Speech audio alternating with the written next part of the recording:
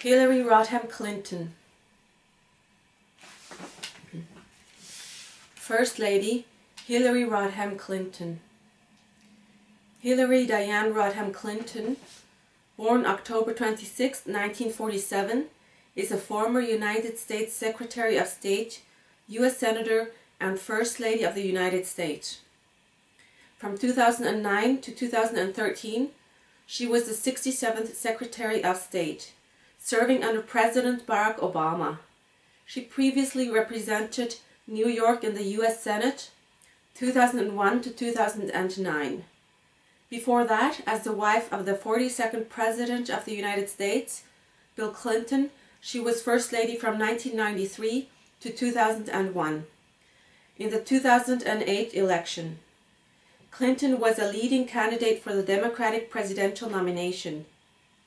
A native of Illinois, Hillary Rodham was the first student commencement speaker at Wellesley College in 1969 and earned a JD from Yale Law School in 1973. After a brief stint as a congressional legal counsel, she moved to Arkansas and married Bill Clinton in 1975. Rodham co-founded Arkansas Advocates for Children and Families in 1977.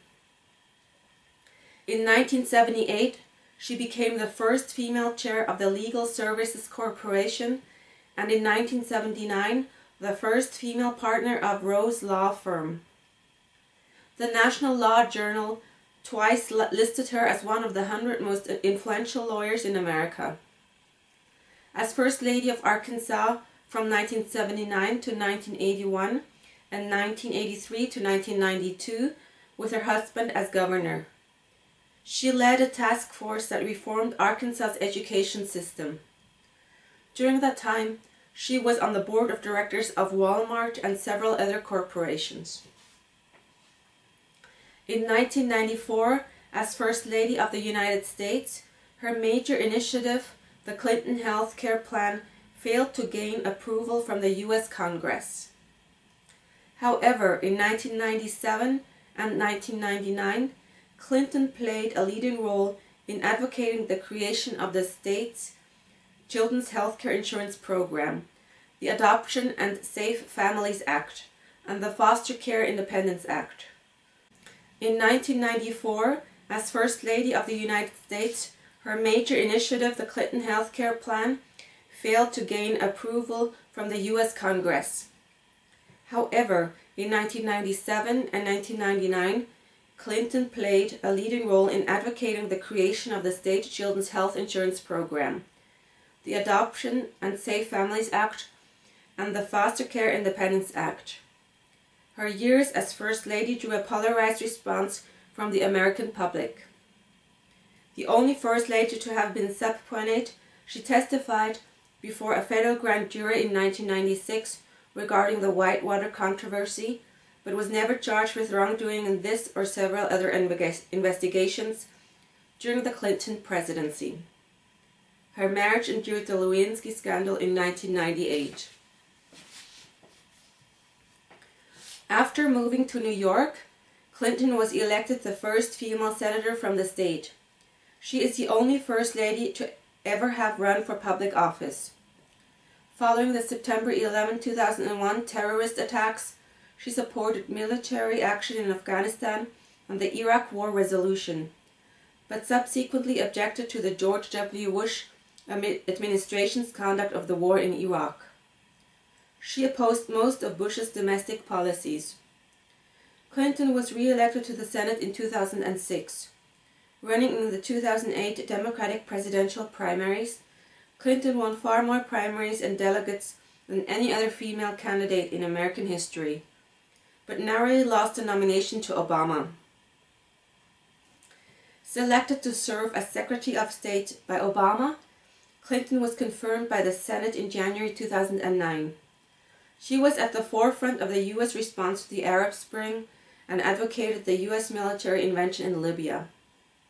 As Secretary of State, she took responsibility for security lapses related to the 2012 Benghazi attack, which resulted in the deaths of American consulate personnel, but defended her personal actions in regard to the matter.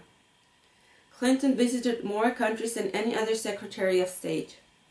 She viewed smart power as a strategy for asserting U.S. leadership and values by combining military power with diplomacy and American capabilities in economics, technology, and other areas. She encouraged empowerment of women everywhere and used social media to communicate the U.S. message abroad.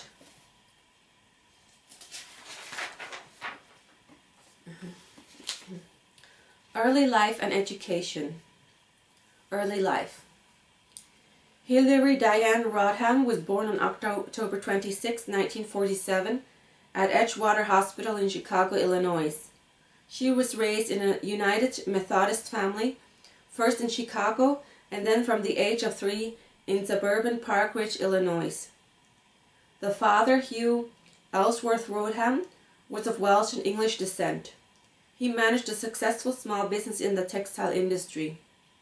Her mother, Dorothy Emma Howell, was a homemaker of English, Scottish, French, and Welsh descent. Hilary has 2 younger brothers, Hugh and Tony. As a child, Hilary Rodham was a teacher's favorite at her public schools in Park Ridge. She participated in sports such as swimming and baseball and earned numerous awards as a Brownie and Girl Scout. She attended Maine East High School, where she participated in student council, the school newspaper, and was selected for National Honorary Society. For her senior year, she was redistricted to Maine South High School, where she was a national merit finalist and graduated in the top 5% of her class of 1965. Her mother wanted her to have an independent professional career, and her father, otherwise a traditionalist, felt that his daughter's abilities and opportunities should not be limited by gender.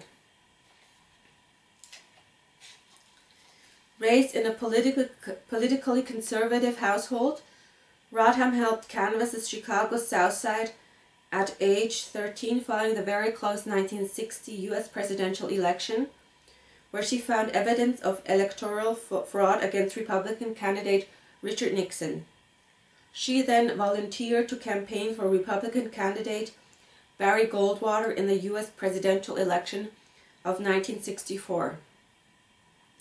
Rodham's early political development was shaped most by her high school history teacher, like her father, a fervent anti-communist, who introduced her to Goldwater's The Conscience of a Conservative, and by her Methodist youth minister, like her mother, concerned with issues of social justice, with whom she saw and met civil rights leader Martin Luther King Jr.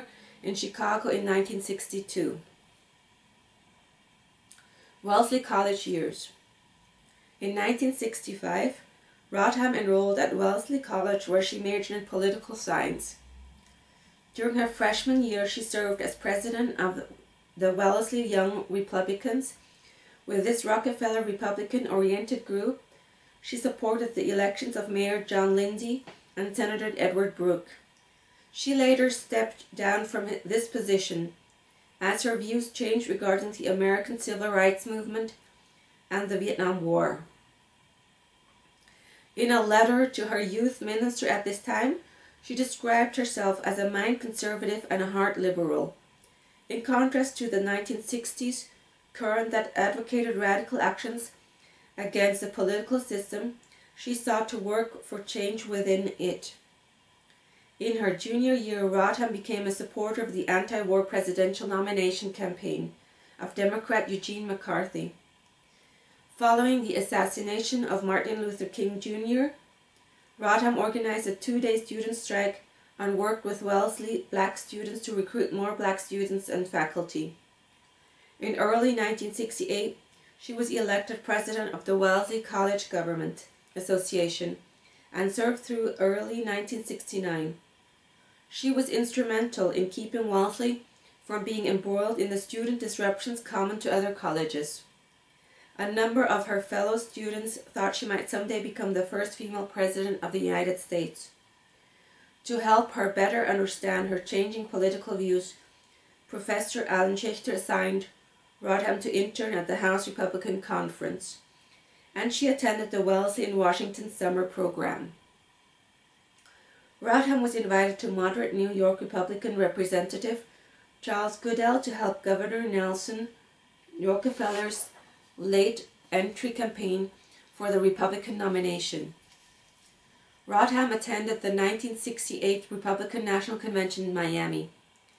However, she was upset by the way Richard Nixon's campaign portrayed Rockefeller and by what she perceived as the convention's veiled racist messages, and left the Republican Party for good.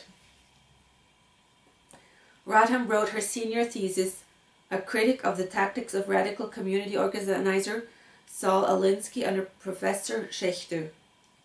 Years later, while she was First Lady, access to the thesis was restricted at the request of the White House, and it became the subject of some speculation.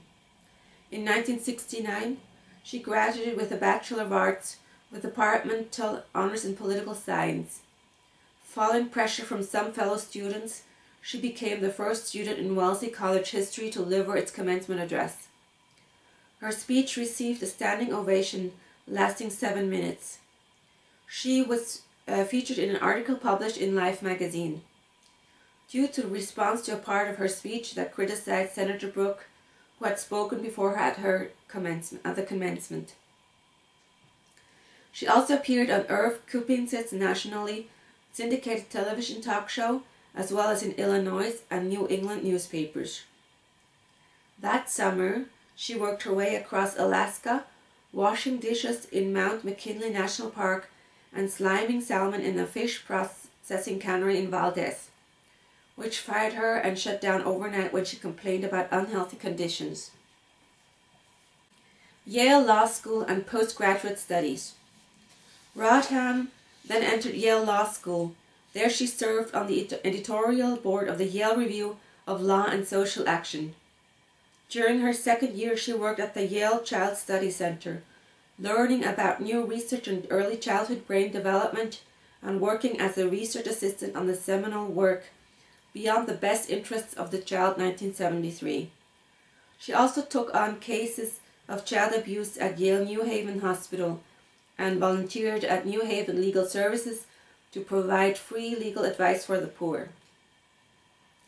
In the summer of 1970, she was awarded a grant to work at Miriam Wright Edelman's Washington Research Project, where she was assigned to Senator Walter Mondale's subcommittee on migratory labor. There she researched migrant workers' problems in housing, sanitation, health, and education. Edelman later became a significant mentor.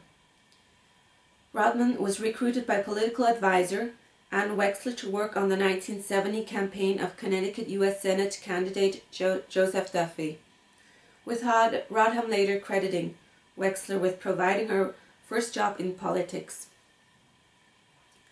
In the late spring of 1971, she began dating Bill Clinton, also a law student at Yale.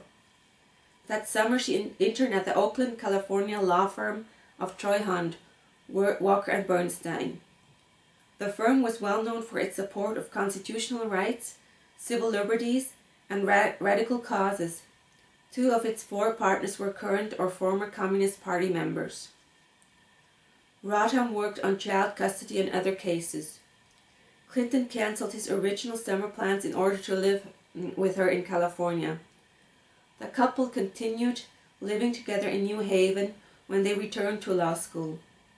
The following summer, Rodham and Clinton campaigned in Texas for unsuccessful 1972 Democratic presidential candidate George McGovern.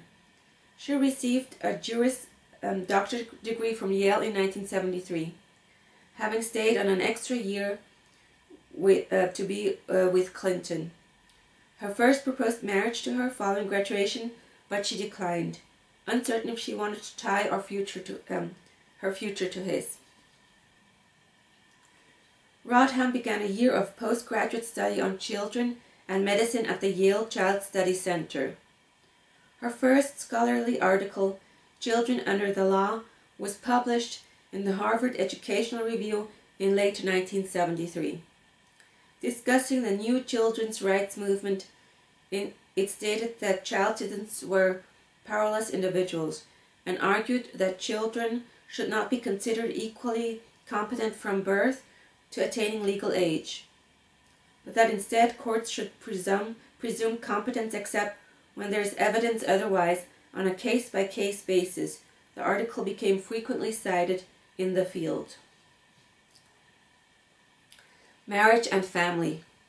Law career and First Lady of Arkansas. From the East Coast to Arkansas. During her postgraduate study, Rodham served as a staff attorney for Edelman's newly founded Children's Defense Fund in Cambridge, Massachusetts, and also as a consultant to the Carnegie Council on Children. In 1974, she was a member of the impeached inquiry staff in Washington, D.C., advising the House Committee on the Judiciary during the Watergate scandal.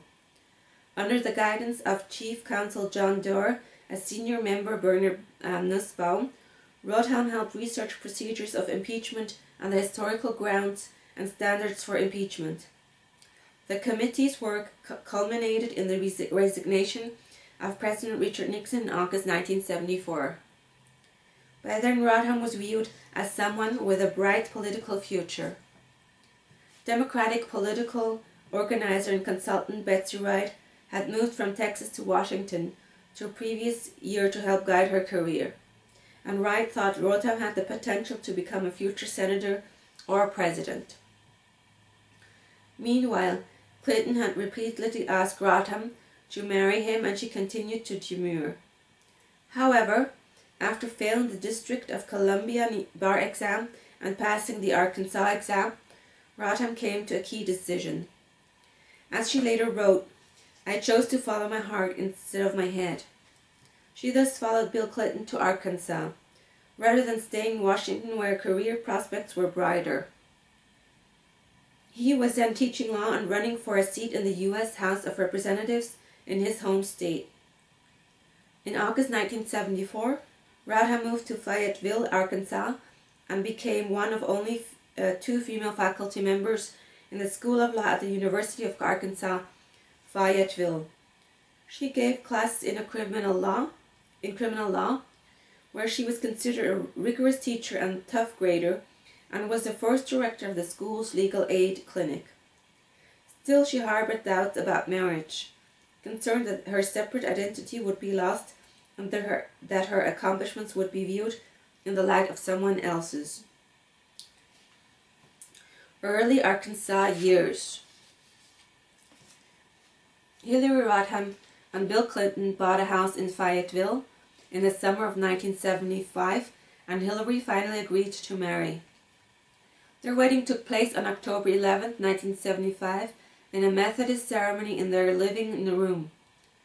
She announced she was keeping the name Hillary Rodham to keep their professional lives separate and avoid apparent conflicts of interest, and because it showed that I was still me, although her decision upset their mothers.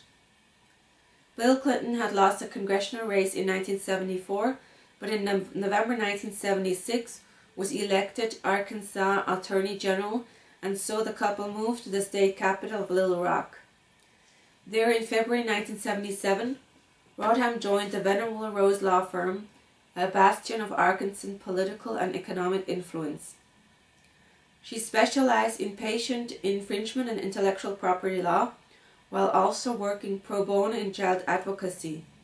She rarely performed litigation work in court. Rodham maintained her interest in children's law and family policy, publishing the scholarly articles Children's Policies, Abandonment and Neglect in 1977, and Children's Rights, A Legal Perspective in 1979. The latter continued her argument that children's legal competence depended upon their age and other circumstances, and that in serious medical right cases, judicial intervention was sometimes warranted. An American Bar Association chair later said, her articles were important, not because they were radically new, but because they helped formulate something that had been inchoate. Historian Gary Wills would later describe her as one of the more important scholar activists of the last 2 decades. While conservatives said her theories would usurp traditional parental authority, would allow children to file frivolous lawsuits against their parents, an exemplified legal theory run amok. In 1977, Rodham co-founded Arkansas Advocates for Children and Families, a state-level alliance with the Children's Defense Fund. Later that year, President Jimmy Carter, for whom Rodham had been the 1976 campaign director of field operations in Indiana, appointed her to the board of directors of the Legal Services Corporation. And she served in that capacity from 1978 until the end of 1981. From mid-1978 to mid-1980, she served as the chair of that board, the first woman to do so. During her time as chair, funding for the corporation was expanded from $90 million to $300 million. Subsequently, she successfully fought President Ronald Reagan's attempts to reduce the funding and change the nature of the organization.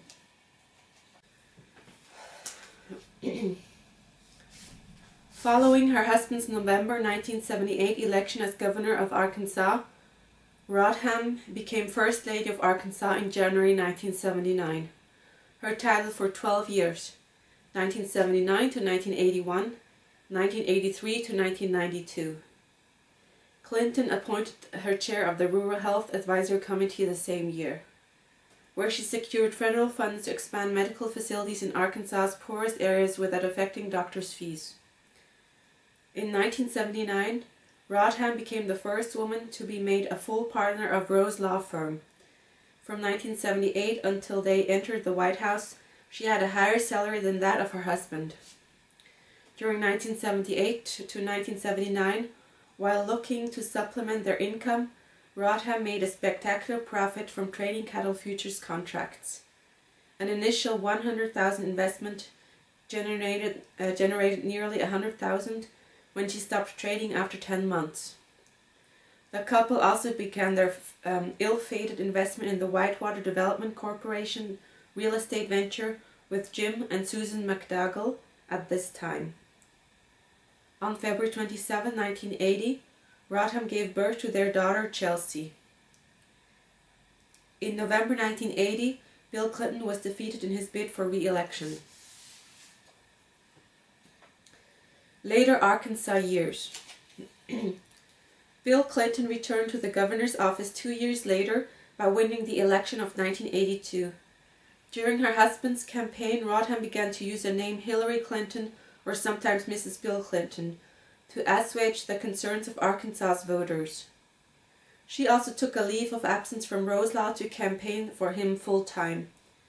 As First Lady of Arkansas, Hillary Clinton was named chair of the Arkansas Educational Standards Committee in 1983, where she sought to reform the state's court-sanctioned public education system. In one of the Clinton governorship's most important initiatives, she fought a prolonged but untimely successful battle against the Arkansas Education Association to establish mandatory teacher testing and state standards for curriculum and classroom size. In 1985, she introduced Arkansas's Home Instruction Program for preschool youth, a program that helps parents work with their children in preschool preparedness and literacy.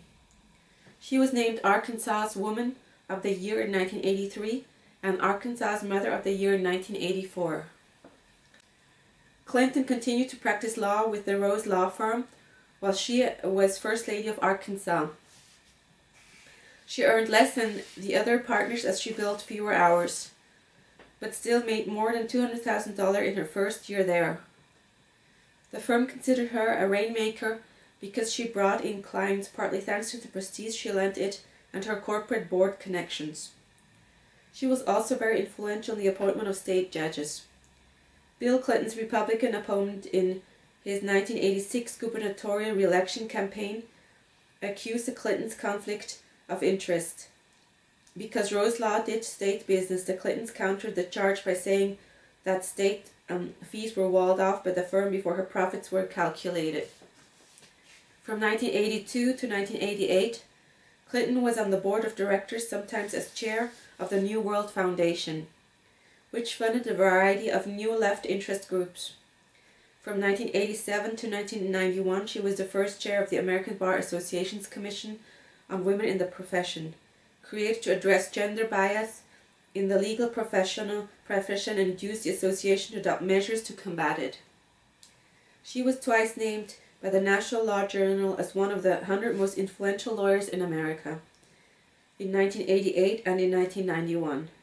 When Bill Clinton thought about running again for governor in 1990, Hillary considered running, but private polls were unfavorable, and in the end, he ran and was re-elected for the final time. Clinton served on the boards of the Arkansas Children's Hospital Legal Services 1988 to 1992, and the Children's Defense Fund as chair 1986 to 1992. In addition to her positions with non-profit organizations, she also held positions on the corporate board of directors of TCBY 1985 to 1992, Walmart Stores 1986 to 1992, and Lafarge 1990 to 1992. TCBY and Walmart were Arkansas-based companies that were also clients of Rose Law. Clinton was the first female member on Walmart's board, added following pressure on Chairman Sam Walton to name a woman to it.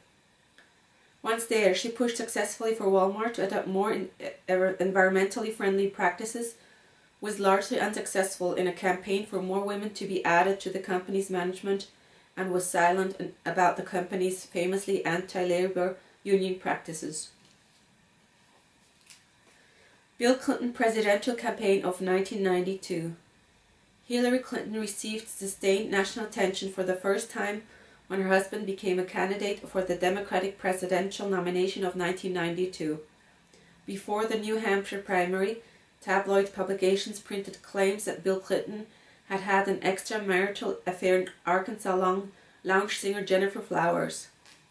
In response, the Clintons appeared together on 10 Minutes, where Bill Clinton denied the affair but acknowledged causing pain in my marriage. This joint appearance was credited with rescuing his campaign. During the campaign, Hillary Clinton made culturally disparaging remarks about Tammy Wynette and her outlook on marriage, and about women staying home and baking cookies and having teas, that were ill-considered by her own admission.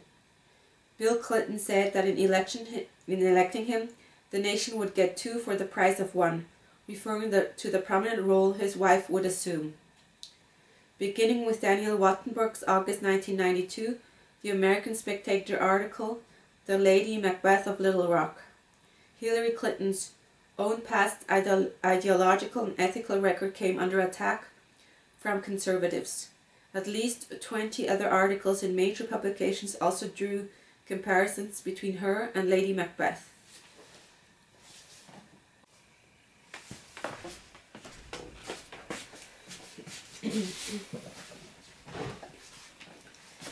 First Lady of the United States. Role as First Lady. When Bill Clinton took office as president in January 1993, Hillary Rodham Clinton became the First Lady of the United States and announced that she would be using that form of her name.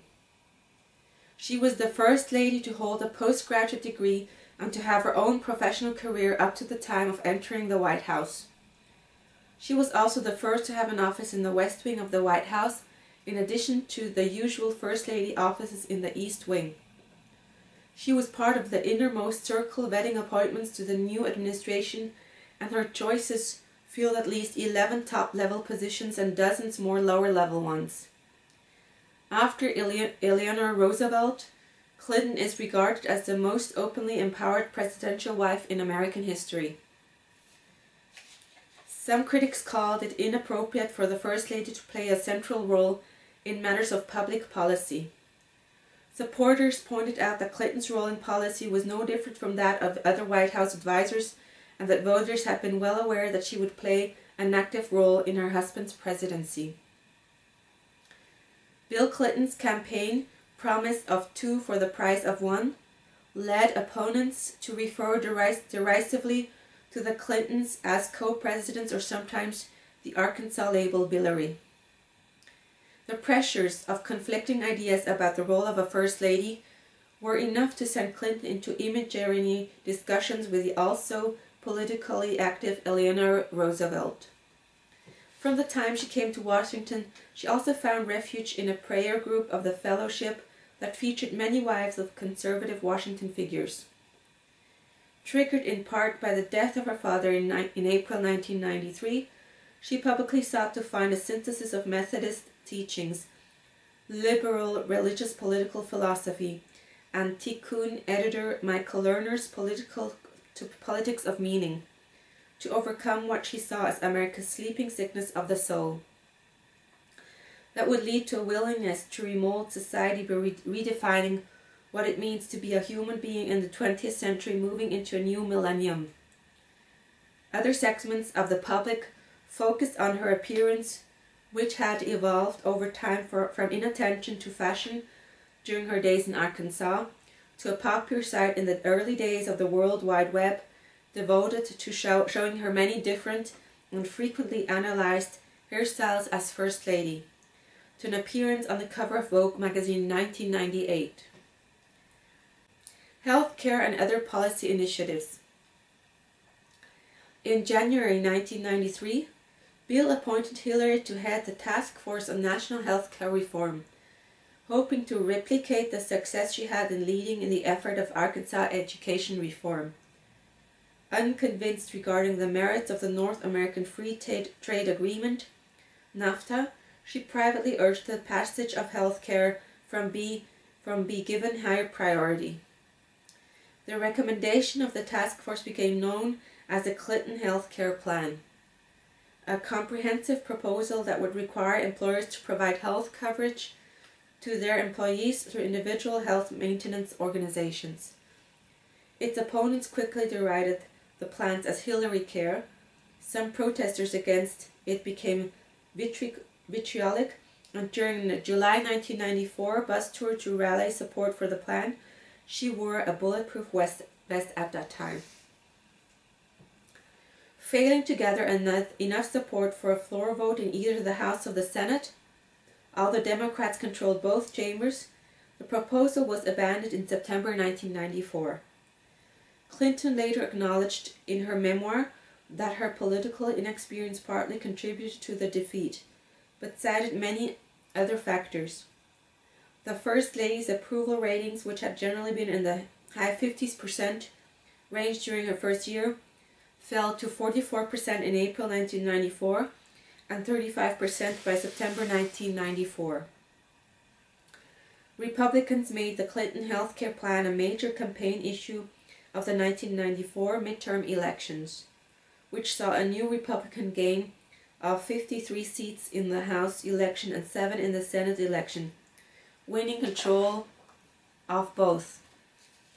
Many analysts and pollsters found the plan to be a major factor in the Democrats' defeat, especially among independent voters. The White House subsequently sought to downplay Hillary Clinton's role in shaping policy. Opponents of universal health care would continue to use Hillary Care as a pejorative label for similar plans by others.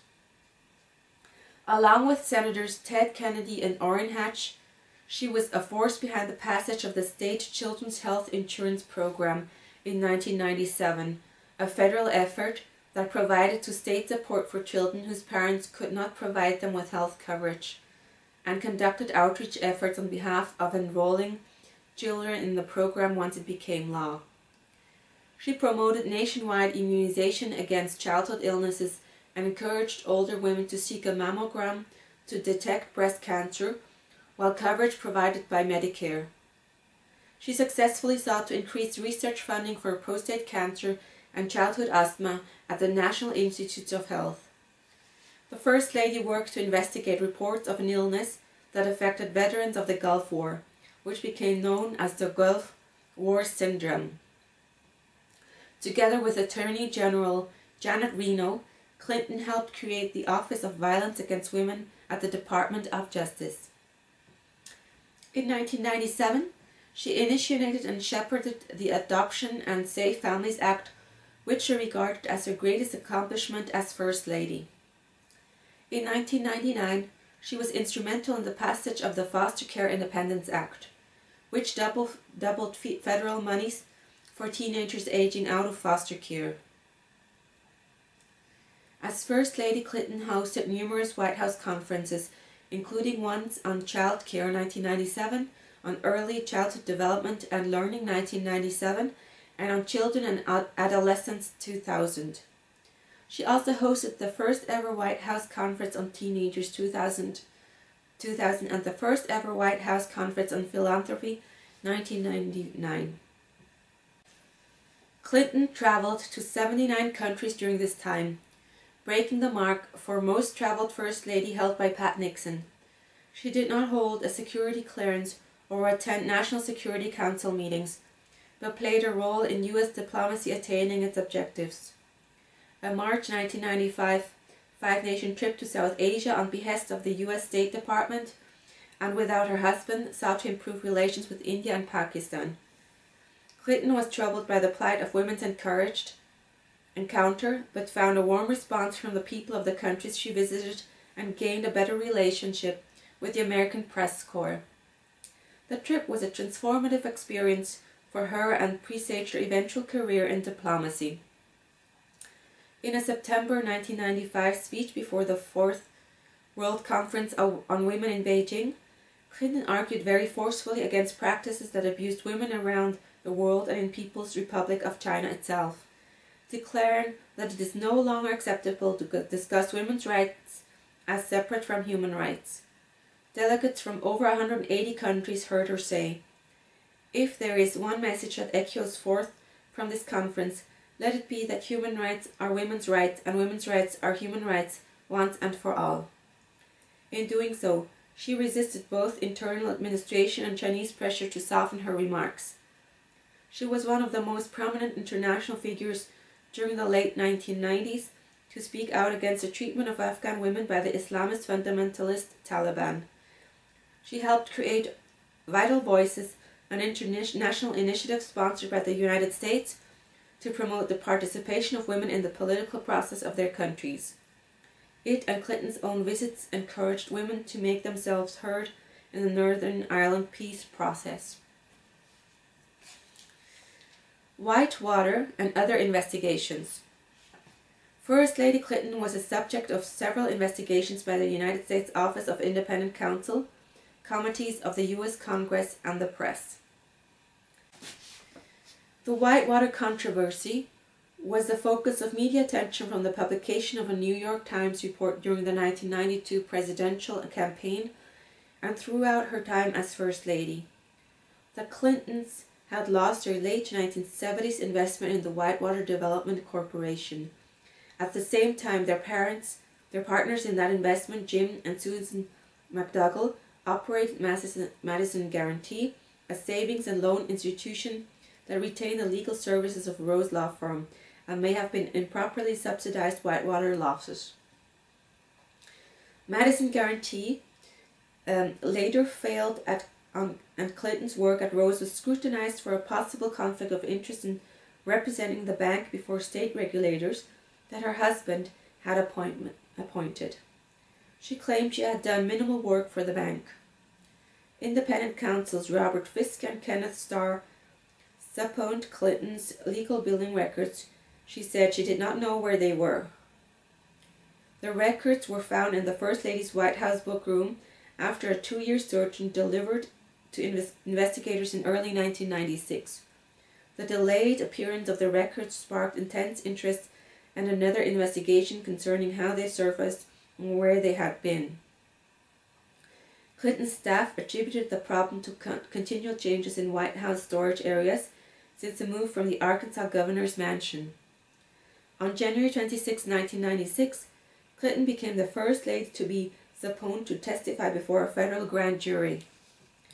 After several independent counsels had investigated, a final report was issued in 2000 that stated there was insufficient evidence that either Clinton had engaged in criminal wrongdoing. Scrutiny of the May 1993 firings of the White House Travel Office employees, an affair that became known as Travelgate, began with charges that the White House had used audited financial irregularities in the travel office operation as an excuse to replace the staff with friends from Arkansas. The 1996 discovery of a 2-year-old White House memo caused investigation to focus on whether Hillary Clinton had orchestrated the firings and whether the statements she made to investigators about her role in the firings were true. The 2000 final independent counsel report concluded she was involved in the firings and that she had made factually false statements, but that there was insufficient evidence that she knew the statements were false, or knew that her actions would lead to firings to prosecute her. Following Deputy White House Counsel Vince Foster's July 1993 suicide, allegations were made that Hillary Clinton had ordered the removal of potentially damaging files related to Whitewater or other matters from Foster's office on the night of his death. Independent counsel Ken Starr investigated this, and by 1999, Starr was reported to be holding the investigation open, despite his staff having told him there was no case to be made. When Starr's successor Robert Ray issued his final Whitewater reports in 2000, no claims were made against Hillary Clinton regarding this. An outgrowth of the Travelgate investigation was the June 1996 discovery of improper White House access of hundreds of FBI background reports on former Republican White House employees, an affair that some called Filegate. Accusations were made that Hillary Clinton had requested these files and that she had recommended hiring an unqualified individual to head the White House Security Office. The 2000 final independent counsel report found no substantial or credible evidence that Hillary Clinton had any role or showed any misconduct in the matter. In March 1994, newspaper reports revealed her spectacular profits from cattle futures trading in 1978 to 1979. Allegations were made in the press of conflict of interest and disguised bribery. Several individuals analyzed her trading records, but no formal investigation was made and she was never charged with any wrongdoing.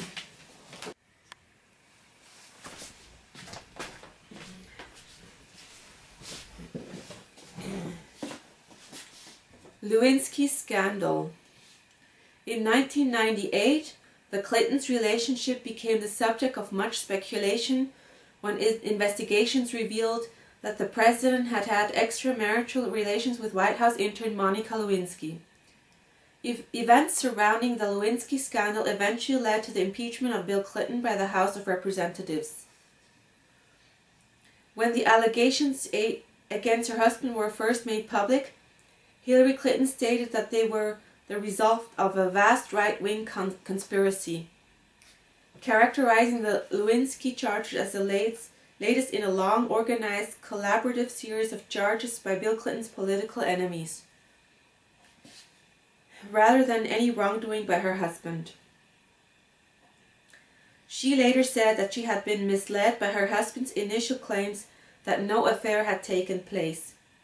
After the evidence of President Clinton's encounters with Lewinsky became incontrovertible, she issued a public statement reaffirming her commitment to their marriage, but privately was reported to be furious at him and was unsure if she wanted to stay in the marriage.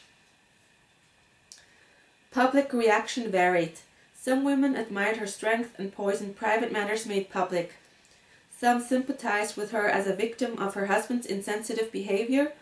Others criticized her as being an enabler to her husband's indiscretions, while still others accused her of cynically staying in a failed marriage as a way of keeping or even fostering her own political influence. Her public approval ratings in the wake of the revelations shot upward to around 70%, the highest they had ever been. In her 2003 memoir, she would attribute her decision to stay married to a love that has persisted for decades and added, "No one understands me better, and no one can make me laugh the way Bill does." Even after all these years, He is still the most interesting, energizing, and fully alive person I have ever met. Traditional duties. Clinton initiated and was founding chair of the Save America's Treasures program, a national effort that matched federal funds to private donations to preserve and restore historic items and sites, including the flag that inspired the Star-Spangled Banner and the First Lady's historic site in Canton, Ohio. She was head of the White House Millennium Council and hosted Millennium Evenings, a series of lectures that discussed future studies, one of which became the first live simultaneous webcast from the White House. Clinton also created the first White House sculpture garden, located in the Jacqueline Kennedy Garden, which displayed large contemporary American works of art loaned from museums. In the White House, Clinton placed donated handicrafts of contemporary American artisans, such as pottery and glassware, on rotating display in the staterooms. She oversaw the restoration of the Blue Room to be historically authentic to the period of James Monroe, the redecoration of the Treaty Room into the presidential study along 19th century lines, and the redecoration of the Map Room to how it looked during World War II. Clinton hosted many large-scale events at the White House, such as St. Patrick's Day reception, a stage dinner for visiting Chinese dignitaries, a contemporary music concert that raised funds for music education in public schools, a New Year's Eve celebration at the turn of the 21st century, and a state dinner honoring the bicentennial of the White House in November 2000. Senate election of 2000. When New York's long-serving United States Senator Daniel Patrick Moynihan announced his retirement in November 1998, several prominent Democratic figures, including Representatives Charles B. Rangel of New York, urged Clinton to run for a Moynihan open seat in the United States Senate election of 2000. Once she decided to run, the Clintons purchased a home in Chappaqua, New York, north of New York City, in September 1999. She became the First Lady of the United States to be a candidate for elected office. Initially, Clinton expected to face Rudy Giuliani, the mayor of New York City, as her Republican opponent in the election. However, Giuliani withdrew from the race in May 2000 after being diagnosed with prostate cancer and having developments in his personal life become very public. And Clinton instead faced Rick Lazio, a Republican member of the United States House of Representatives, representing New York's 2nd Congressional District. Throughout the campaign, opponents accused Clinton of carpetbagging, as she had never resided in New York nor participated in the state's politics before his race. Clinton began her campaign by visiting every county in the state in a listening tour of small group settings. During the campaign, she devoted considerable time in traditional Republican upstate New York regions.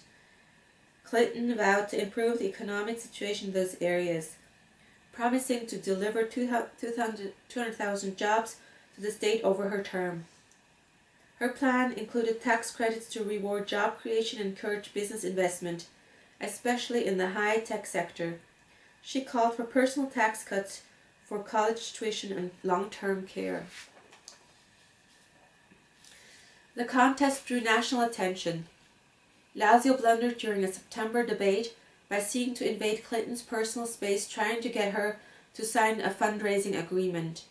The campaigns of Clinton and Lazio, also with Giuliani's initial effort, spent a record combined $90 million. Clinton won the election on November 7, 2000, with 55% of the vote to Lazio's 43%.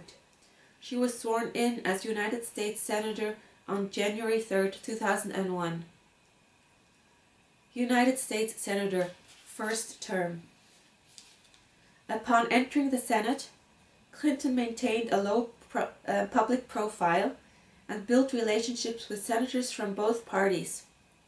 She forged alliances with religiously inclined senators by becoming a regular participant in the Senate prayer breakfast. She served on 5 Senate committees: Committee on Budget, 2001 to 2002, Committee on Armed Services, 2003 to 2009, Committee on Environment and Public Works, 2001 to 2009, Committee on Health, Education, Labor and Pensions, 2001 to 2009, and Special Committee on Aging. She was also a member of the Commission on Security and Cooperation in Europe, 2001 to 2009. Following the September 11, 2001 attacks, Clinton sought to obtain funding for the recovery efforts in New York City and security improvements in her state. Working with New York Senior Senator Charles Schumer, she was instrumental in securing $21 billion in funding for the World Trade Center's site's redevelopment. She subsequently took a leading role in investigating the health issues faced by 9/11 first responders. Clinton voted for the USA Patriot Act in October 2001. In 2005, when the act was up for renewal, she worked to address some civil liberties concerns with it, before voting in favor of a compromise renewed act in March 2006 that gained large majority support. Clinton strongly supported the 2001 U.S. military action in Afghanistan, saying it was a chance to combat terrorism while improving the lives of Afghan women who suffered under the Taliban government. Clinton voted in favor of the October 2002 Iraq War resolution, which authorized President George H.W. Bush to use military force against Iraq. After the Iraq War, Clinton made trips to Iraq and Afghanistan to visit American troops stationed there. On a visit to Iraq in February 2005, Clinton noted that the insurgency had failed to disrupt the democratic elections held earlier and that parts of the country were functioning well. Observing that war deployments were draining regular and reserve forces, she introduced legislation to increase the size of the regular United States Army by 80,000 soldiers to ease the strain. In late 2005, Clinton said that while immediate withdrawal from Iraq would be a mistake, Bush's pledge to stay until the job is done was also misguided, as it gave Iraqis an open-ended invitation not to take care of themselves. Her stance caused frustration among those in the Democratic Party who favored quick withdrawal. Clinton supported retaining and improving health benefits for veterans and lobbied against the closure of several military bases. Senator Clinton voted against President Bush's 2 major tax cut packages, the Economic Growth and Tax Relief Reconciliation Act of 2001 and the Jobs and Growth Tax Relief Reconciliation Act of 2003. Clinton voted against the 2005 confirmation of John G. Roberts as Chief Justice of the United States and the 2006 confirmation of Samuel Alito to the United States Supreme Court. In 2005, Clinton called for the Federal Trade Commission to investigate how hidden sex scenes showed up in the controversial video game Grand Theft Auto San Andreas. Along with Senators Joe Lieberman and Evan Bayh, she introduced the Family Entertainment Protection Act, intended to protect children from inappropriate content found in video games. In 2004 and 2006, Clinton voted against the federal marriage amendment that sought to prohibit same-sex marriage. Looking to establish a progressive infrastructure to rival that of American conservatism, Clinton played a formative role in conversations that led to the 2003 founding of former Clinton Administration Chief of Staff John Podesta's Center for American Progress, shared aids with Citizens for Responsibilities and Ethics in Washington, founded in 2003, and advised the Clintons' former antagonist David Brooks' Media Matters for America, created in 2004. Following the 2004 Senate elections, she successfully pushed new Democratic Senate leader Harry Reid to create a Senate war room to handle daily political messaging.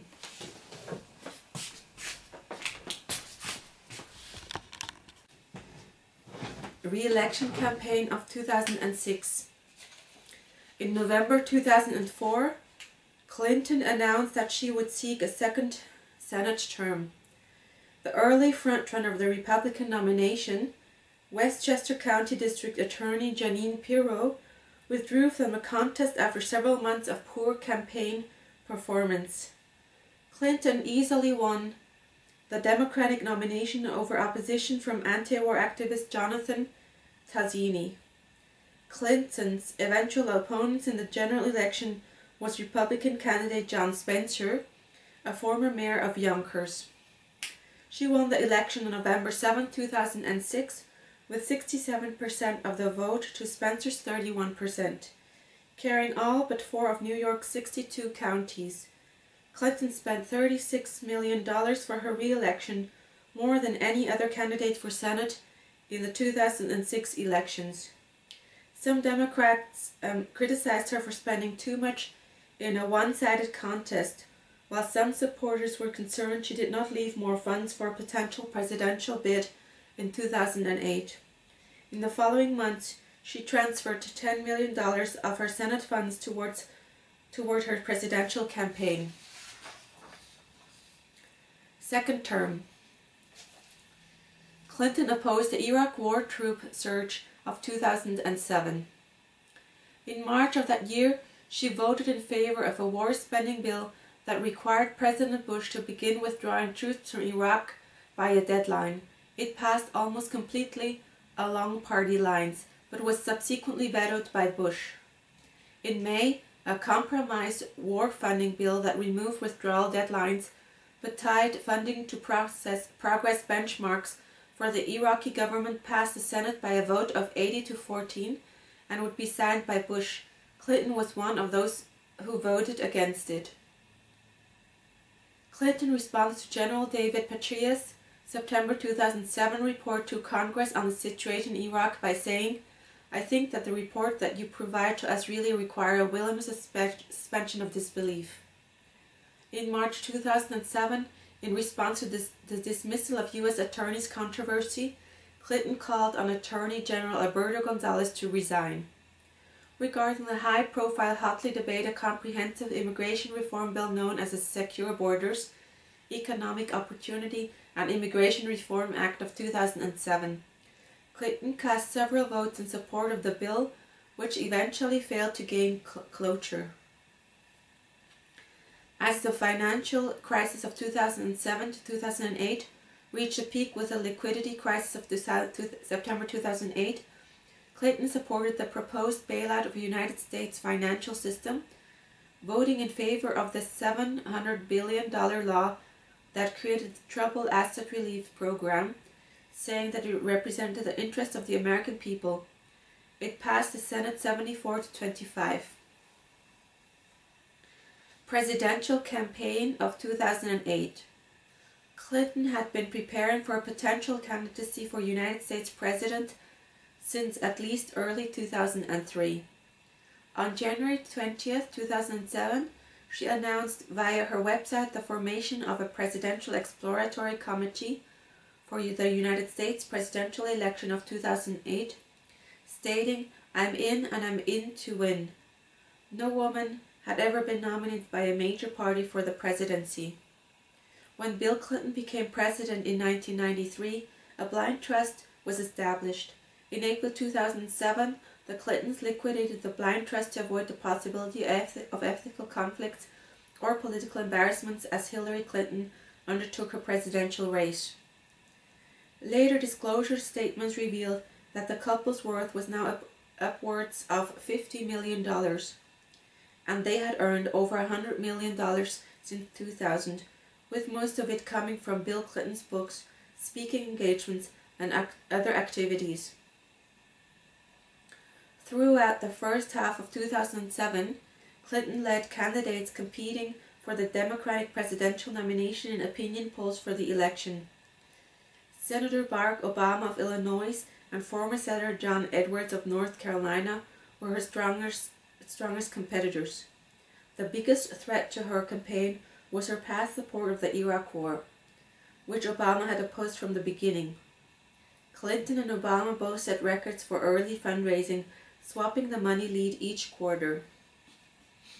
By September 2007, polling in the first 6 states holding Democratic contests showed that Clinton was leading in all of them, with the races being closest in Iowa and South Carolina. By the following month, national polls showed Clinton far ahead of Democratic competitors. At the end of October, Clinton suffered a rare poor debate performance against Obama, Edwards, and her other opponents. Obama's message of change began to resonate with the Democratic electorate better than Clinton's message of experience. The race tightened considerably, especially in the early states of Iowa, New Hampshire, and South Carolina, with Clinton losing her lead in some polls by December. In the first vote of 2008, she placed third in a January 3rd Iowa Democratic caucus to Obama and Edwards. Obama gained ground in national polling in the next few days, with all polls predicting a victory for him in the New Hampshire primary. However, Clinton gained a surprise win there on January 8, defeating Obama narrowly. It was the first time a woman had won a major American party's presidential primary for the purposes of delegate selection. Explanations for Clinton's New Hampshire comeback varied, but often centered on her being seen more sympathetically, especially by women after her eyes welled with tears and her voice broke while responding to a voter's question the day before the election. The nature of the contest fractured in the next few days. Several remarks by Bill Clinton and other surrogates, and a remark by Hillary Clinton concerning Martin Luther King Jr. and Lyndon B. Johnson were perceived by many as accidentally or intentionally limiting Obama as a racially oriented candidate or otherwise denying the post-racial significance and accomplishments of his campaign. Despite attempts by both Hillary Clinton and Obama to downplay the issue, Democratic voting became more polarized as a result, with Clinton losing much of her support among African Americans. Though lost by a 2-1 margin to Obama in the 2006 South Carolina primary, setting up with Edwards soon dropping out an intense two-person contest for the 22 February 5 Super Tuesday states. Bill Clinton had made more statements attracting criticism for their perceived racial implications late in the South Carolina campaign, and his role was seen as damaging enough to her that a wave of supporters within and outside of the campaign said the former president needs to stop. The South Carolina campaign had done lasting damage to Clinton, eroding her support among the Democratic establishment and leading to the prized endorsement of Obama by Ted Kennedy. On Super Tuesday, Clinton won the largest states such as California, New York, New Jersey, and Massachusetts, while Obama won more states.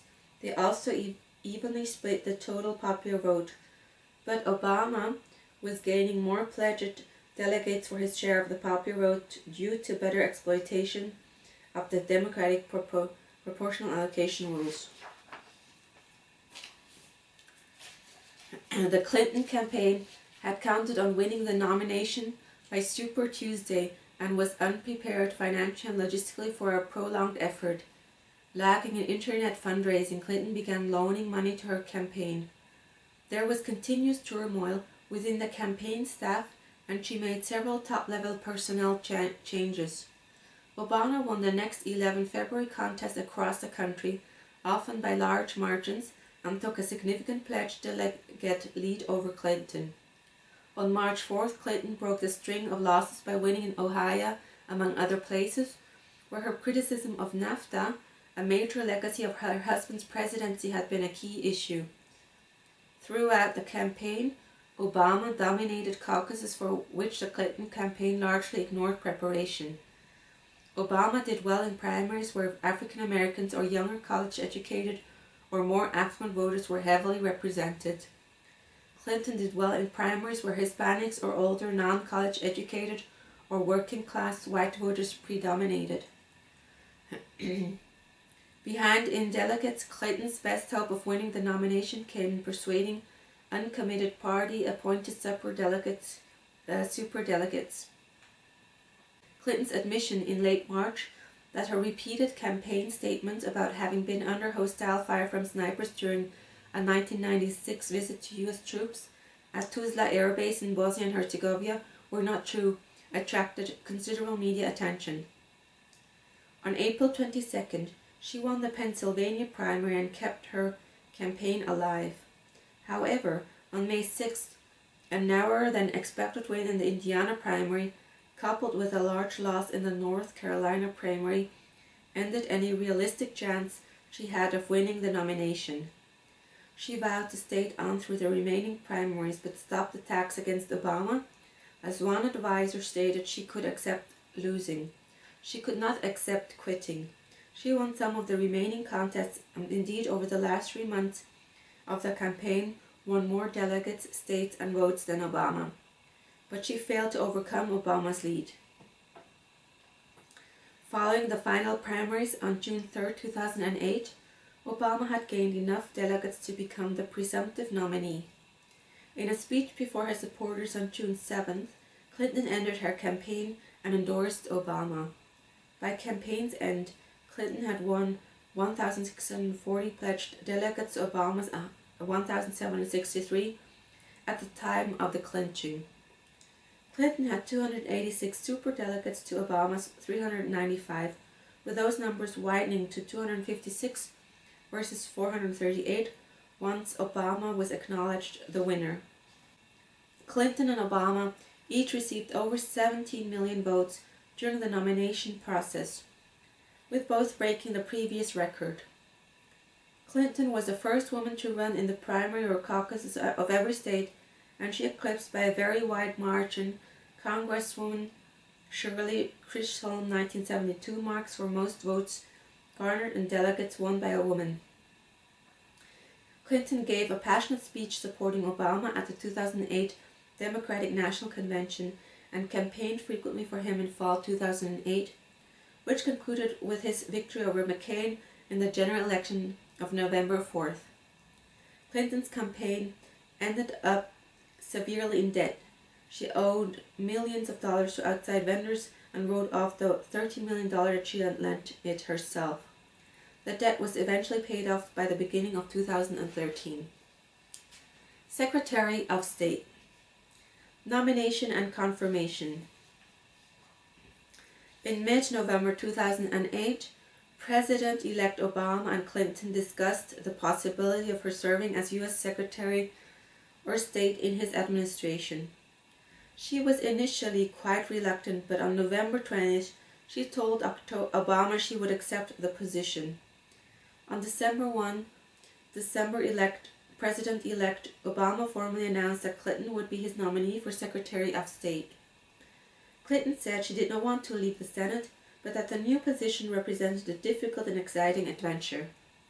As part of the nomination, and in order to relieve concerns of conflict of interest, Bill Clinton agreed to accept several conditions and restrictions regarding his ongoing activities and fundraising efforts for the William H. Clinton Foundation and Clinton Global Initiative. The appointment required the Saxby Fix, passed and signed into law in December 2008.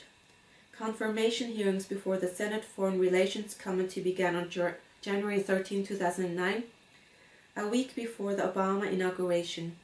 2 days later, the committee voted 16-1 to approve Clinton.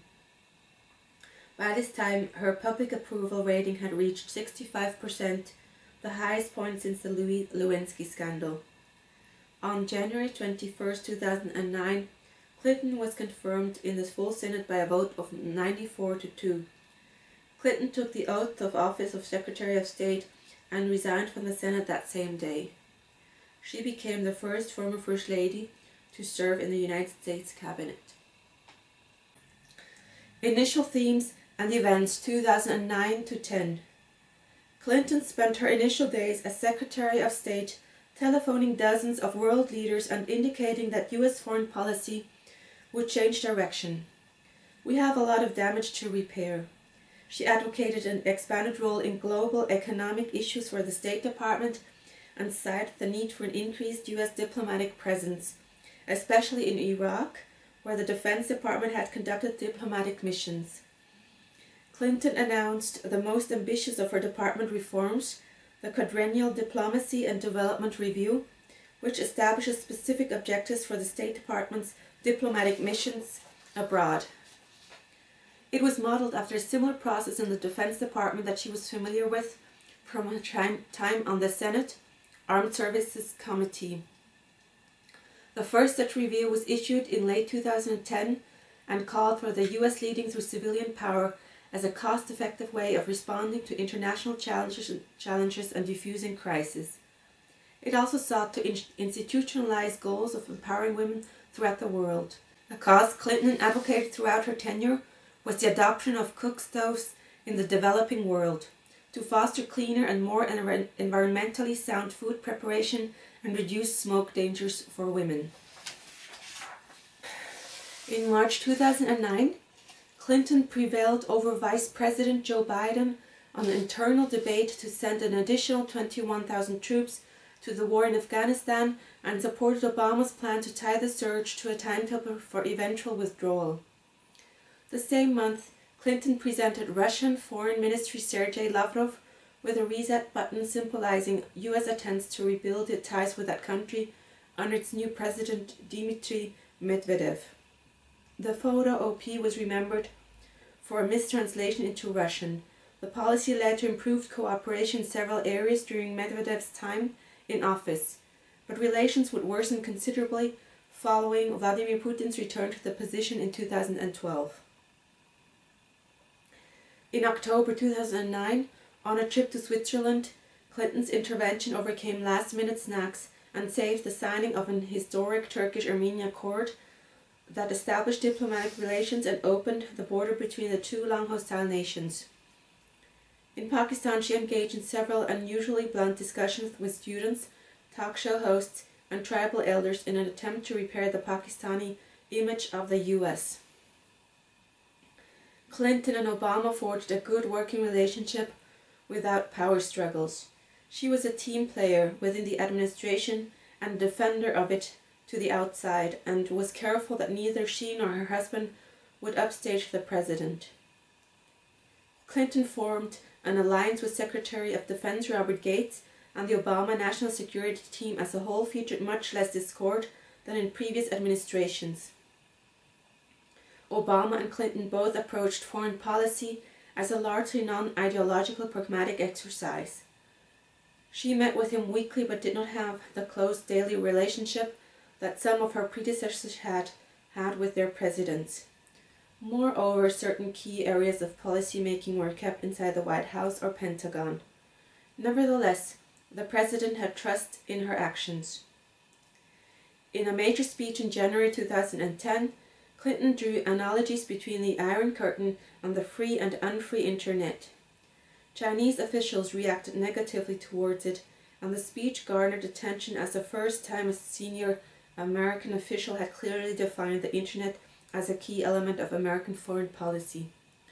In July 2010, Secretary Clinton visited Korea, Vietnam, Pakistan and Afghanistan, all the while preparing for the July 31st wedding of daughter Chelsea amid much media attention.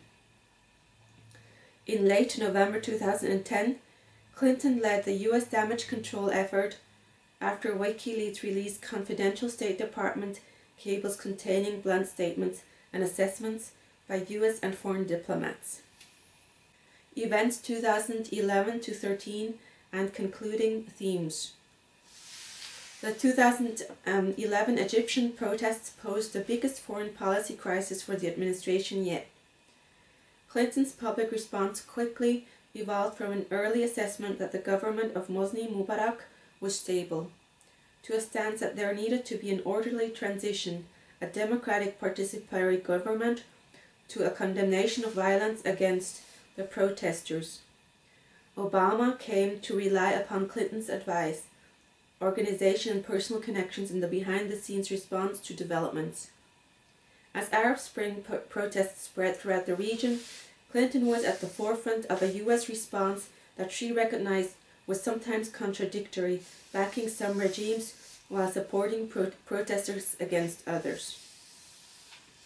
As the Libyan civil war took place, Clinton's shift in favor of military intervention was a key turning point in overcoming internal administration opposition and gaining the backing for and Arab and UN approval of the 2011 military intervention in Libya.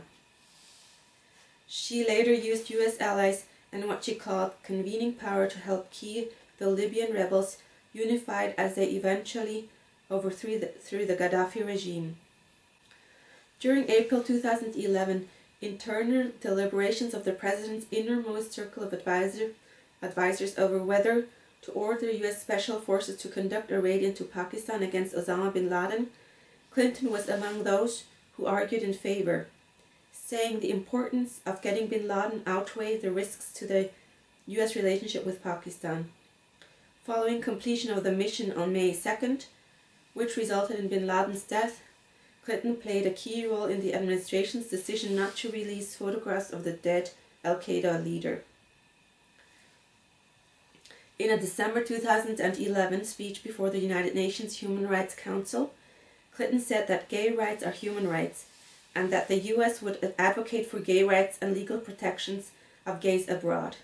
The same period saw her overcome internal administration opposition with a direct appeal to Obama and staged the first visit to Burma by a US Secretary of State since 1955, as she met with Burmese leaders as well as opposition leader Aung San Suu Kyi and sought to support the 2011 Burmese democratic reforms. She also said that the 21st century would be America's Pacific century, a declaration that was part of the Obama administration's pivot to Asia. During the Syrian civil war, Clinton and the Obama administration initially sought to persuade Syrian President Bashar al-Assad to engage popular demonstrations with reform. Then, as government violence rose in August 2011, called for him to relinquish power. The administration joined a number of allied countries in delivering non-lethal assistance to rebels opposed to the Assad government, as well as the humanitarian groups working in Syria. During mid-2012, Clinton formed a plan with CIA Director David Petraeus to further strengthen the opposition by arming and training vetted groups of Syrian rebels. But the proposal was rejected by the White House, who were reluctant to become entangled in the conflict, particularly during an election year, and who feared that extremists hidden among the rebels might turn the weapons against other targets. On September 11, 2012, the U.S. diplomatic mission in Benghazi, Libya, was attacked, resulting in the deaths of the U.S. ambassador J. Christopher Stevens and 3 other Americans. The attack and questions surrounding the security of the U.S. consulate and varying explanations afterward for what had happened became politically controversial in the U.S. On October 15th, Clinton said that regarding the question of security lapses, she took responsibility while the differing explanations were due to the inevitable fog of war confusion after events like this. On December 19th, a panel led by Thomas R. Pickering and Michael Mullen issued its reports on the matter. It was sharply critical of State Department officials in Washington for ignoring requests for more guards and safety upgrades and for failing to adapt security procedures to a deteriorating security environment. It focused its criticism on the department's Bureau of Diplomatic Security and Bureau of Near Eastern Affairs. 4 State Department officials at the Assistant Secretary level and below were removed from their posts as a consequence. Clinton said she accepted the conclusions of the report and that charges were underway to implement its suggested changes. Clinton gave congressional testimony on the Benghazi attack on January 23, 2013. She defended her actions in response to the incident and, while still accepting formal responsibility, she said she had had no direct role in specific discussions beforehand regarding consulate security. Congressional Republicans recalled her on several points, sometimes triggering emotional or angry responses from her. In December 2012, Clinton was hospitalized for a few days for treatment of a blood clot in her transverse venous sinus. Her doctors had discovered the clot during a follow-up examination for a concussion she had sustained when she had fainted and fallen nearly 3 weeks earlier, after developing severe dehydration from a viral intestinal ailment acquired during a trip to Europe. The clot, which caused no immediate neurological injury, was treated with anticoagulant medication, and her doctor said she was expected to make a full recovery. Clinton's tenure did not bring any signature diplomatic breakthroughs or domination of war and peace issues in the mold of George Marshall, Dean Acheson, or Henry Kissinger. Instead, she focused on goals that she thought were less tangible but would have more lasting effect. Throughout her time in office and in her final speech concluding it, Clinton viewed smart power as a strategy for asserting U.S. leadership and values in a world of varied threats, weakened central governments, and increasingly important non-governmental entities. By combining military hard power with diplomacy and U.S. soft power capacities in global economics, development aid, technology, creativity, and human rights advocacy. As such, she became the first Secretary of State to methodically implement the smart power approach. In debates over use of military force, she was generally one of the most hawkish voices in the administration. She greatly expanded the State Department's use of social media, including Facebook and Twitter, both to get its message out and to help empower people vis-a-vis their rulers. And in the Mid-East turmoil, Clinton particularly saw an opportunity to advance one of the central themes of her tenure, the empowerment and welfare of women and girls worldwide. Moreover, she viewed women's rights and human rights as critical for U.S. security interests. Clinton visited 112 countries during her tenure, making her the most widely traveled Secretary of State. Time magazine wrote that Clinton's endurance is legendary. The first Secretary of State to visit countries such as Togo and Timor-Leste, she believed that in-person visits were more important than ever in the virtual age.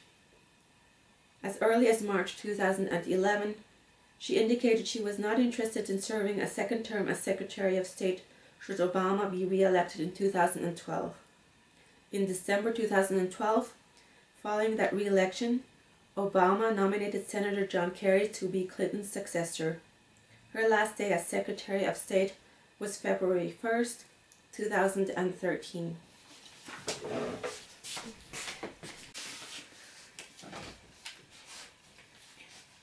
Subsequent activities. When Clinton left the State Department, it marked the first time she was a fully private citizen in 30 years. While she had no firm plans for the future other than rest, she soon began work on another volume of memoirs, and she and her daughter joined her husband as named members of the Bill, Hillary, and Chelsea Clinton Foundation. There she focused on early childhood development efforts, including an initiative called Too Small to Fail, the No Ceilings. The Full Participation Project, a partnership with the Bill and Melinda Gates Foundation, together and study data on the progress of women and girls around the world since the Beijing Conference in 1995. And the $600 million initiative to encourage the enrollment of girls in secondary schools worldwide, led by former Australian Prime Minister Julia Gillard. She also began making appearances on the paid speaking circuit, receiving about $200,000 per engagement, as well as making some unpaid speeches on behalf of the foundation. In September 2014, she became a grandmother when daughter Chelsea gave birth to a baby girl named Charlotte.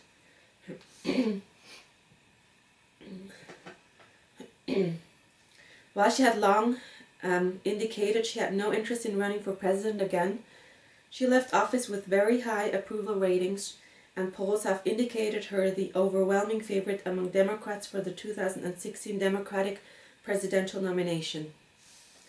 By September 2013, amid continual political and media speculation, Clinton said she was considering a run but was in no hurry to decide. Should she run, a campaign in waiting is already in place, including a large donor network, experienced operatives, the Ready for Hillary and Priorities USA Action political action committees, and other infrastructure. Political positions. Several organizations attempted to measure Clinton's place on the political spectrum scientifically using her Senate votes.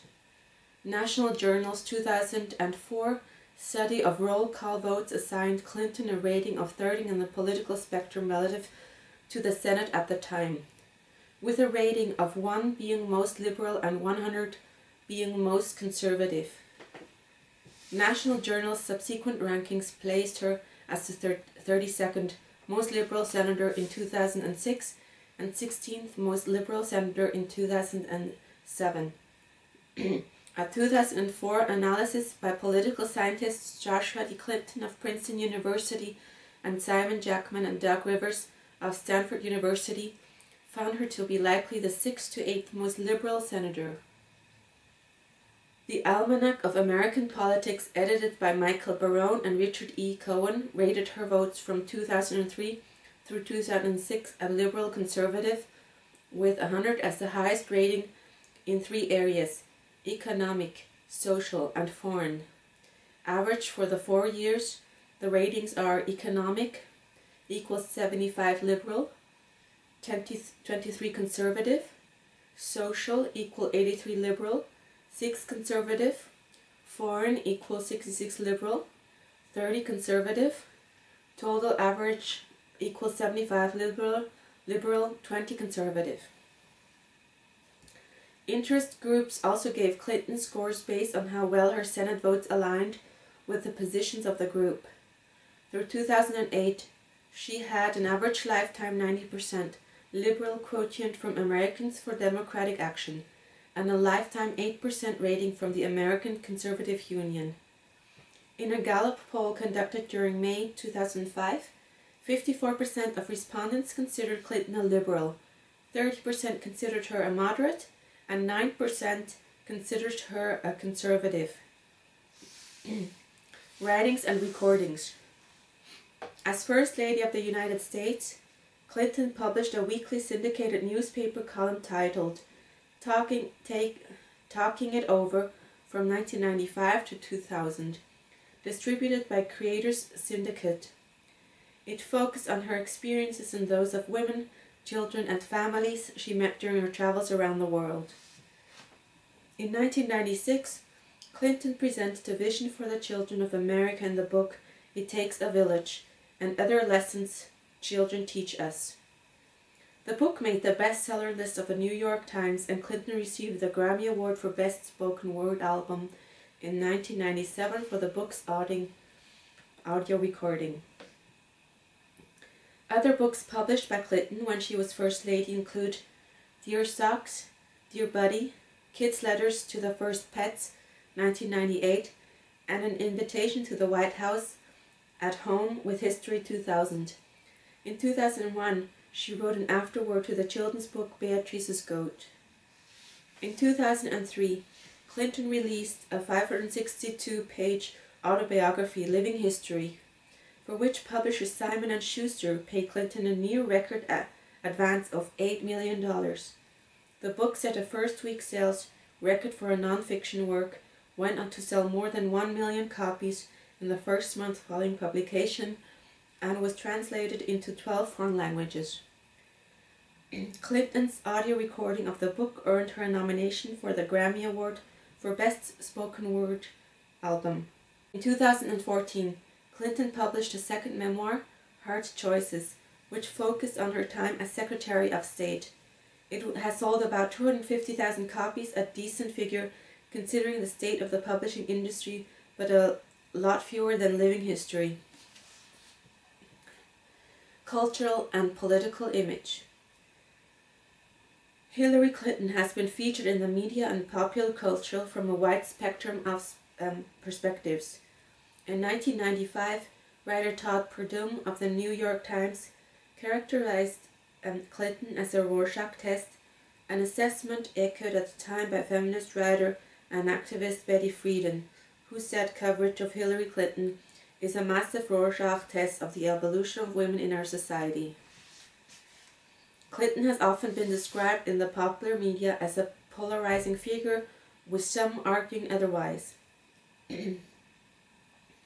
James Madison University political science professor Valerie Sulfaro's 2007 study used the American National Election Studies feeling thermometer polls, which measured the degree of opinion about a political figure, to find that such polls during Clinton's first lady years confirm the conventional wisdom that Hillary Clinton is a polarizing figure, with the added insight that effect towards Mrs. Clinton as First Lady tended to be very positive or very negative, with a fairly constant 1/4 of respondents feeling ambivalent or neutral.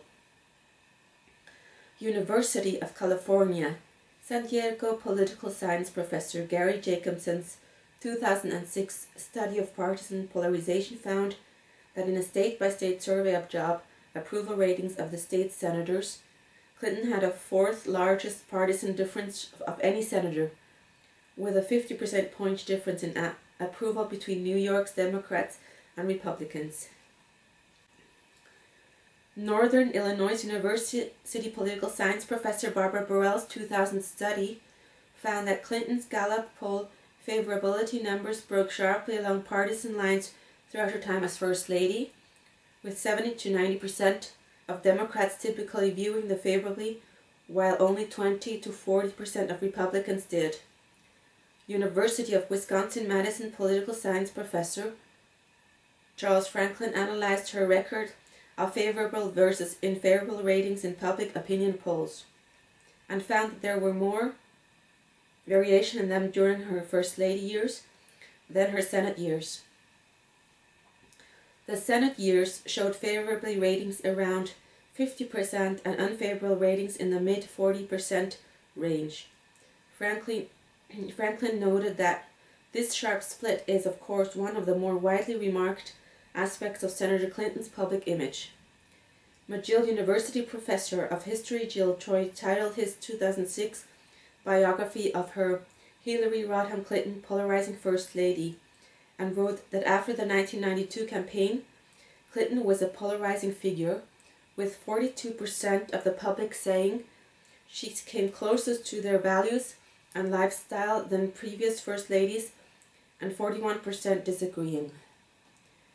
Troy further wrote that Hillary Clinton has been uniquely controversial and contradictory since she first appeared on the national radar screen in 1992, and that she has alternately fascinated, bedeviled, bewitched, and appalled Americans.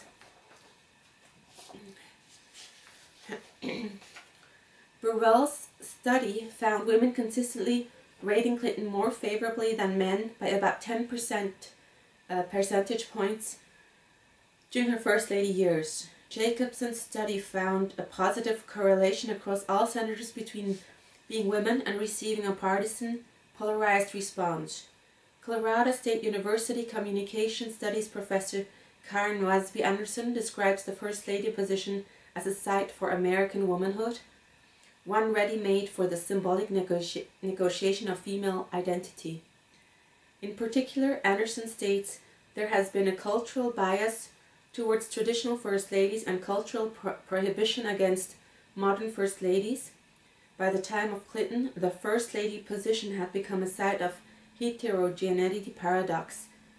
Burrell, as well as biographers Jeff Gerda and Don Van Natta Jr., note that Clinton achieved her highest approval ratings as First Lady late in 1998, not for professional or political achievements of her own, but for being seen as the victim of her husband's very public infidelity.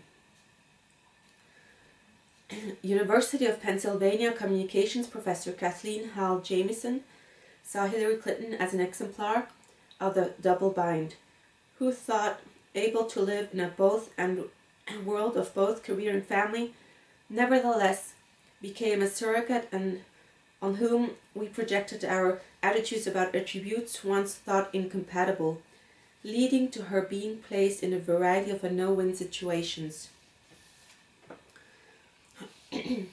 Quinnipiac University Media Studies professor Lisa Burns found press accounts frequently framing Clinton both as an exemplar of the modern professional working mother and as a political interloper interested in usurping power for herself. University of Indianapolis English professor Charlotte Templin found political cartoonists using a variety of stereotypes, such as gender reversal radical feminists as emascular and the wife the husband wants to get rid of, to portray Hillary Clinton as violating gender norms. Over 50 books and scholarly works have been written about Hillary Rodham Clinton from many perspectives. A 2006 survey, the New York Observer found a virtual cottage industry of anti-Clinton literature put out by Regnery Publishing and other conservative imprints, with titles such as Madam Hillary, The Dark Road to the White House, Hillary's Scheme Inside the Next Clinton's Ruthless Agenda to Take the White House, and Can She Be Stopped? Hillary Clinton will be the next president of the United States unless. Books praising Clinton did not sell nearly as well, other than the memoirs written by her and her husband. When she ran for Senate in 2000, a number of fundraising groups, such as Save Our Senate and the Emergency Committee to Stop Hillary Rodham Clinton, sprang up to oppose her. Banata Jr. found that Republican and conservative groups viewed her as a reliable bogeyman, to mention it, fundraising letters, on a par with Ted Kennedy and the equivalent of Democratic and liberal appeals mentioning Newt Gingrich. Going into the early stages of her presidential campaign for 2008, a Time magazine cover showed a large picture of her with two cheekbones labeled Love Her, Hate Her, while Mother Jones titled its profile of her Harpy Hero Heretic Hillary. Democratic Netroots activists consistently rated Clinton very low in polls of their desired candidates, while some conservative figures such as Bruce Bartlett and Christopher Ruddy were declaring a Hillary Clinton presidency not so bad after all. An October 2007 cover of the American Conservative magazine was titled The Waning Power of Hillary Hate.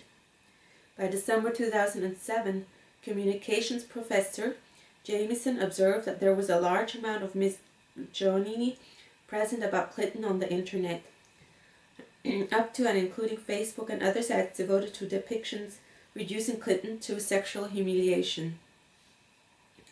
She noted, in response to widespread comments on Clinton's laugh, that we know that there's language condemn female speech that doesn't exist for male speech. We call women's speech shrill and strident, and Hillary Clinton's laugh was being described as cackle. The bitch epithet, which had been applied to Clinton going back to her First Lady days, and had been seen by Karen Westby Anderson as a tool of containment against women in American politics, flourished during the campaign, especially on the internet, but via conventional media as well. Following Clinton's choked-up moment and related incidents in the run-up to the January 2008 New Hampshire primary, both the New York Times and Newsweek found that discussion of gender role in the campaign had moved into national political discourse. Newsweek editor John Meacham summed the relationship between Clinton and the American public by saying that the New Hampshire events brought an odd truth to light. Though Hillary Rodham Clinton has been on the periphery or in the middle of national life for decades, she's one of the most recognizable but least understood figures in American politics. Once she became Secretary of State, Clinton's image seemed to improve dramatically among the American public and became one of a respected world figure. She gained consistently high approval ratings by 2011, the highest of her career except during the Lewinsky scandal. And her unfavorable ratings during 2010 and 2011 were easily the highest of any active nationally prominent American political figure. A 2012 internet meme, Text from Hillary, was based around a photograph of Clinton sitting on a military plane wearing sunglasses and using a mobile phone, and imaged the recipients and contents of her text messages. It achieved viral popularity among younger, technically adept followers of politics. Clinton sought to explain her popularity by saying in early 2012, "There's a certain consistency to who I am and what I do, and I think people have finally said, well, you know, I kind of get her now." She continued to do well in Gallup's Most Admired Men and Women poll in the 2014. She was named the Most Admired Woman by Americans for the 13th straight time and the 19th time overall, although her favorability ratings dropped somewhat after she left office and became viewed in the context of partisan politics again.